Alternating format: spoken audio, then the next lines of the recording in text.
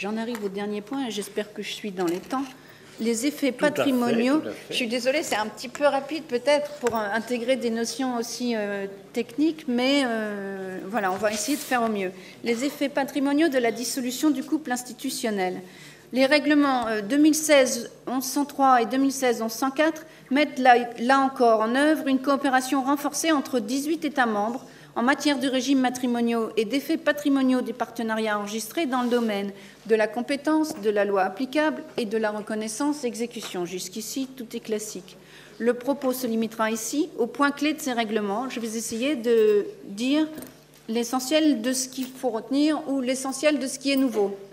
Alors, concernant le champ d'application, s'agissant du champ d'application matériel, sont seuls concernés les couples dits institutionnels, c'est-à-dire mariés ou en France pacsés, à l'exclusion des concubins. Les règlements comportent classiquement des exclusions, telles les successions et les obligations alimentaires, et ils visent les aspects de droit civil, des régimes matrimoniaux et des effets des partenariats enregistrés concernant tant la gestion des biens que leur liquidation en cas de décès ou de séparation, à partir du moment où il existe une incidence transfrontière. Alors la question c'est, qu'est-ce que c'est qu'une incidence transfrontière? Eh bien, les règlements ne répondent pas à cette question. Non. Et ce sera donc les praticiens, sous le contrôle de la Cour de justice, qui devront définir ce que c'est qu'une incidence transfrontière. On peut tout imaginer et on peut avoir une application extrêmement large de ces règlements, dès lors que l'incidence transfrontière ne doit pas nécessairement concerner l'État qui est saisi, l'État dont la juridiction est saisie du litige. Ça peut être une juridiction française avec un élément d'extranéité qui concerne des biens tout à fait ailleurs, bon, voilà, on peut imaginer des choses extrêmement larges. Je peux vous citer rapidement l'arrêt du 1er mars 2018 d'Oris Mann-Kopf de la Cour de justice, parce qu'il est récent, c'est C558.1, qui règle une question de frontière entre le règlement succession et le règlement régime matrimoniaux. Il a été rendu à propos d'une disposition allemande qui prévoyait, au décès d'un conjoint, une répartition des acquêts forfaitaires par majoration de la part successorale du conjoint survivant. Alors, qu'est-ce qu'il fallait retenir, régime mat ou succession? La Cour de justice a considéré que cette disposition concernait principalement la succession du conjoint décédé, non pas le régime matrimonial, et qu'elle relevait donc du règlement succession, au vu de sa finalité, qui n'était pas la liquidation des éléments du patrimoine, non, la répartition des éléments du patrimoine ou la liquidation du régime matrimonial. Bon, ça donne un premier indice de la façon dont la Cour de justice envisage les choses. S'agissant du champ d'application spatial, la référence aux États membres dans les règlements s'entend des États membres participants. Ils sont d'application universelle, donc on a déjà dit ce que ça veut dire. Ils s'appliquent même aux époux non partenaires ou partenaires non ressortissants de ces États, et quelle que soit la loi applicable ou la situation des biens. Ils sont désormais le DIP français applicable en la matière. S'agissant du champ d'application temporel pour la compétence, les règlements s'appliquent aux actions engagées à compter du 29 janvier 2019 inclus. Pour la loi applicable, il s'applique aux mariages célébrés ou aux partenariats enregistrés à compter du 29 janvier 2019 aussi, ainsi qu'aux choix de loi effectués à compter de cette date. Pour la circulation des décisions, actes authentiques et transactions judiciaires, c'est la même date du 29 juin 2019 qu'il faudra prendre en compte, même si ça c'est intéressant, même si les actions ont été engagées avant, à partir du moment où la juridiction saisie aurait été compétente en vertu du règlement. C'est une espèce de rattrapage pour permettre une application plutôt possible de ces règlements. On notera pour en finir avec le champ d'application des règlements qu'il prime classiquement les conventions internationales conclues entre les États membres participants, et en particulier la Convention de la Haye de 78 qui a fait les délices des praticiens sur les changements de loi implicites ou automatiques. Voilà, qu'elle supprime d'ailleurs. Concernant la compétence, les conventions sont nombreuses. Les règlements s'appliquent dès qu'une juridiction d'un État membre participant est saisie, peu important, comme je le disais tout à l'heure, que l'extranéité concerne un État tiers à ce règlement. Cette juridiction doit vérifier d'office sa compétence, comme vous le disiez très justement en première partie de ce colloque.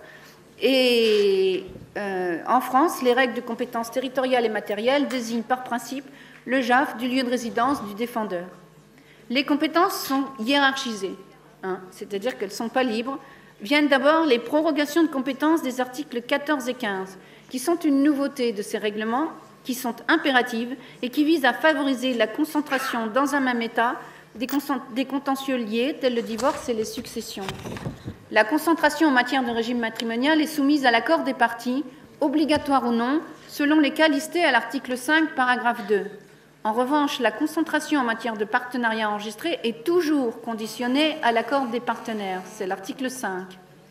La procédure doit être pendante et les juridictions d'un même État sont concernées, non pas forcément celles qui sont saisies, soit de la succession, soit du divorce, qui justifient la prorogation. Or, ces prorogations de compétences, la compétence de principe est prévue à l'article 6, sur la base des critères hiérarchisés classiques de la résidence habituelle, de la nationalité commune des parties et pour les partenariats enregistrés, de l'État membre selon le droit duquel le partenariat a été créé. Par ailleurs, l'élection de fort est possible, mais elle est encadrée dans le prolongement du choix de loi également possible pour permettre au juge, le plus souvent, d'appliquer sa propre loi. C'est l'article 7 des règlements. Parmi les innovations, on peut encore citer la compétence exceptionnelle de substitution de l'article 9, qui permet à un juge dont le droit ne reconnaît pas l'union en cause de décliner sa compétence au profit d'une autre juridiction. C'est une dérogation dont on comprend très bien l'objectif.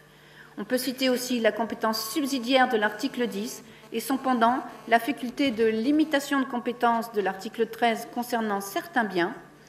Mais il faut ici rappeler que ces compétences subsidiaires et cette limitation de compétences sont des dérogations au principe que la juridiction saisie statue sur l'ensemble du régime matrimonial ou partenarial ou que les biens meubles ou immeubles soient situés. Ça, c'était une innovation importante voulue par ces règlements. Concernant la loi applicable aux effets patrimoniaux de la dissolution du couple, on peut retenir 4 règles rapidement. La première, c'est que le renvoi est exclu. La deuxième, c'est que la loi désignée est d'application universelle. Elle s'applique même si elle n'est pas celle d'un État membre participant, ça c'est classique. Et elle s'applique à l'ensemble des biens, ce qu'on vient de dire, l'ensemble des biens relevant du régime matrimonial ou partenarial, quels qu'ils soient et où qu'ils se trouvent. Ce sont les articles 20 et 21 des règlements. Cette règle d'unicité est une innovation importante pour le règlement régime matrimoniaux par rapport à la loi de 78, à la Convention de la Haye de 78, dont les articles 3 et 6 amenaient à Vous vouliez dire quelque chose, professeur? Non, pas encore. Ah d'accord, alors je continue. La troisième règle à retenir, c'est le choix de loi. Il n'est pas entièrement libre comme en droit commun. Il est encadré, les époux ayant seulement le choix entre la résidence habituelle de l'un d'eux ou la nationalité de l'un d'eux lors de la désignation, tandis que les partenaires, eux, ne peuvent choisir que la loi de l'État selon le droit duquel le partenariat a été enregistré. Cependant, une fois que cette loi a été choisie, les époux sont libres de choisir le régime légal ou les régimes conventionnels existant éventuellement dans cette loi désignée. La quatrième règle est le changement de loi. C'est important, c'est une innovation qui a été voulue par les praticiens. Ce changement de loi doit être volontaire.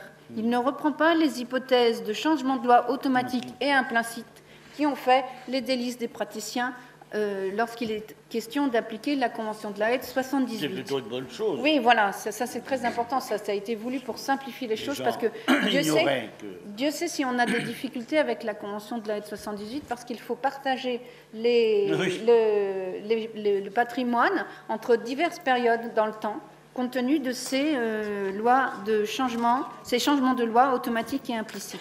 Donc, la règle à retenir pour ces règlements, c'est que le choix de loi, il doit nécessairement être volontaire et il vaut nécessairement pour l'avenir. À défaut de choix de loi, pour les régimes matrimoniaux, article 26, la loi est désignée selon les critères hiérarchisés classiquement fondés sur la résidence habituelle, à défaut la nationalité commune, à défaut les lois les plus étroites. Et pour les partenariats enregistrés, c'est l'article 26 aussi, la loi applicable est celle de l'État selon la loi duquel le partenariat a été créé. Et cette loi correspond à la règle de conflit de loi de l'article 515.7.1 du Code civil, avec la même faculté pour le juge de retenir aux mêmes conditions la loi d'un autre État. Un dernier point concernant les effets patrimoniaux de la dissolution du couple, la circulation des décisions, des transactions judiciaires et des actes authentiques. Alors, trop de précisions. rapidement. On parle de reconnaissance des décisions ou des transactions judiciaires, tandis qu'on parle d'acceptation des actes authentiques. Deuxième point, les articles 44 et 47 instaurent entre États membres participants le système classique de circulation simplifiée des titres que nous avons présenté. Et troisième point, qui vous intéressera sans doute en particulier les notaires et les avocats ici présents, la liquidation du régime matrimonial effectuée sans acte authentique dans la convention de divorce par consentement mutuel ne peut pas bénéficier de la circulation simplifiée instituée par le règlement, parce que ça ne sont pas des actes authentiques par définition, et ça ne sont pas non plus des décisions ou des transactions judiciaires. Bon voilà, j'ai bien conscience d'avoir été un peu vite, mais le sujet était vaste et le temps réduit. Voilà. Ce que j'aperçois avec ces mouvements concernant la désignation de la loi applicable au régime matrimonial, c'est que le juge français qui est amené à divorcer les gens, peut-être même d'ailleurs quand on aura un divorce sans juge, concernant des époux pour lesquels le régime matrimonial est déterminé par une loi étrangère. C'est assez redoutable parce que pour opérer correctement une liquidation, par exemple, il lui faut connaître et la loi étrangère qui définit ce régime d'une certaine manière, de sa manière. La séparation de biens n'est pas la même en France, en Allemagne ou ailleurs. Et du coup, il faut savoir absolument une question d'équivalence des concepts. Absolument, tout à fait. Tout à fait. Et on peut effectivement aussi se poser la question en matière de... Oui, excusez-moi. Non.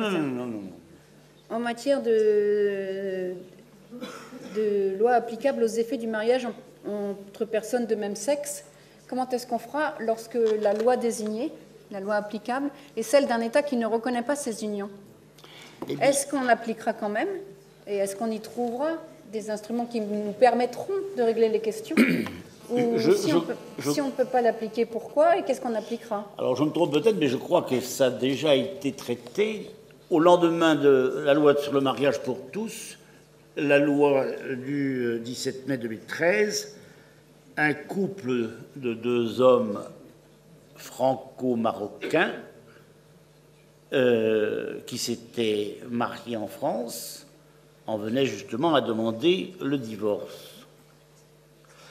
Et il avait été prétendu dans cette histoire que le droit marocain, loi nationale de l'un des membres de ce couple, prohibait absolument, ce qui est toujours vrai, le mariage pour tous. Et la Cour de cassation, me semble-t-il, a considéré que la possibilité pour deux hommes de se marier, depuis la loi du 17 mai 2013, devait être considérée comme d'ordre public, et il fallait donc suivre ce mariage avec les effets qu'il produit pour un éventuel divorce, comme c'était le cas. Vous avez raison, professeur, mais la solution que la Cour de cassation a alors appliquée, c'est la solution marocaine, puisque c'était une convention franco-marocaine et que cette convention prévoyait la possibilité pour l'État requis de faire jouer l'exception d'ordre public. Et oui. C'est ce mécanisme-là qu'a fait jouer la Cour de cassation. Donc, on n'est pas dans une compétence de substitution comme elle est désormais possible dans le règlement régime matrimoniaux et partenariats enregistrés. On est dans la loi de l'État désigné. On est dans la convention franco-marocaine. Et à l'intérieur de cette convention, on prévoit une possibilité de faire jouer le mécanisme de l'ordre public. Mais c'est vrai que ce sont des questions qui vont multiplier les hypothèses d'application. Qui sont déjà assez nombreuses ou assez fréquentes et qui continueront de l'être encore plus demain ou après-demain, vraisemblablement. Mais c'est une bonne nouvelle parce que plus nous les appliquerons et plus nous aurons de facilité à le faire. Oui, oui.